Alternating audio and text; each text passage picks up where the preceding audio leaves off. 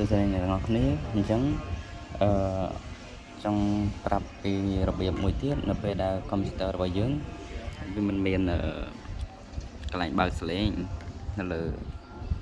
នេះនឹងហ្មងមែនទេលើ key នឹងហ្មងមែនទេអូខេនៅពេលដែលយើងចុចទៅវាអត់មានឃើញបើកសលេងឲ្យឥឡូវឧទាហរណ៍ថាអញ្ចឹងនេះនៅពេលដែលយើងចុចទៅគឺវាអត់មានដូតចេញមកឲ្យទេហើយក៏វាអត់ឡើងសលេងឲ្យដែរអញ្ចឹងមានន័យថាវា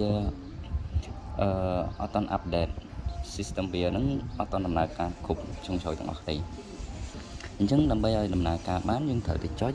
នេះចូល PC នេះយើងយកមកស្ដាំមួយមកคลิกមកស្ដាំហើយយើងថតពាក្យថា manage ពាក្យថា manage ហ្នឹង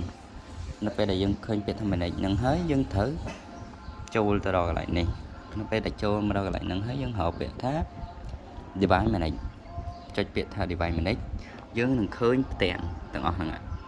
អូយយើងសង្កេតឃើញថានេះវាមាន storage controller កន្លែងហ្នឹងក៏វានៅដែរមិនទាន់បានអាប់ដេតទេនេះឃើញវាមានចុចពណ៌លឿងតិចហ្នឹងមែនទេហើយមួយទៀតកន្លែង IDE កន្លែងនេះអាហ្នឹងក៏នៅដែរមែនទេ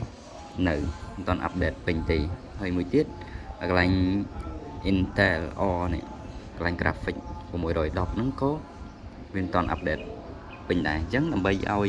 វាដំណើរការឲ្យបានទាំងអស់យើងត្រូវចុចពីលើវាមួយមកយើងคลิกមកស្ដាំហើយពាក្យថា update នេះចុចពាក្យថា update device driver ជាស្រេចចុចពាក្យថា update driver ហ្នឹងមកនៅពេលដែលចុចចេញមកដល់កន្លែងហ្នឹងយើងចុចខាងក្រោមពាក្យថា browser my computer for driver នៅពេលដែលចេញអញ្ចឹងហើយយើងចុចពាក្យថា next បន្តទៅនៅពេលដែលចុច next បន្តហើយយើងចុចខាងក្រោមទៀតមកបើចាំខ្វល់ឲ្យច្រើនណា Windows update ហ្នឹងមកបន្តមកវានឹងនាំយើងមកដល់កន្លែងហ្នឹងនៅពេលដែលចេញដល់កន្លែងហ្នឹងយើងចុចពាក្យនេះ check for update ហ្នឹងមកចុចតែប៉ុណ្្នឹងមកគឺវានឹងចាប់ផ្ដើមដំណើរការហើយវានឹងចាប់ផ្ដើមupdate all តែម្ដង update ទាំងអស់ណាដូចថា update ទាំងអស់រាល់កម្មវិធីដែលមានមិញហ្នឹងដូចអានេះអញ្ចឹងគឺវានឹងចាប់ផ្ដើម update ដែរគាត់ថាវានឹងចំណាយពេលយូរបន្តិចក្នុងការ update ហ្នឹងអូខេអរគុណច្រើន